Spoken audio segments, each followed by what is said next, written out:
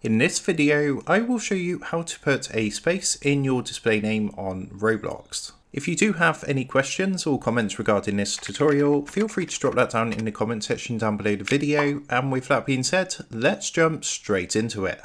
So here we are on roblox.com. Now what I'm going to do is create a brand new account, so I'm just going to go ahead and fill in this form. So I've just gone ahead and completed the form, so I'm just going to click sign up to create this new account. And here we are, as you can see, logged into Roblox on our new account. So what you're going to want to do, if you come up to the top right hand corner, you want to click onto the gear icon up here. Then you want to come down and click onto settings. What that's going to do is take you across to this page. Now you want to make sure you're on account info. If you look on display name, if we actually try and edit this and put a space in, so what I'm going to do is just try and put a space here. As you can see, we get a message saying display name contains unsupported characters. So you can see that we can actually do this. However, there is a way to actually get around this. Now, what you're going to want to do from this screen, you want to come down and change your account location. So this box here, you want to click onto this and you actually want to change it to United States. So just here. Then what you want to do is click the button to set location. So you can see that now says save successfully. So if we actually try to do this again, so I'm going to click to change my display name. I'm going to add that space in the same part, and as you can see, no message is coming up, and we can actually go ahead and save this.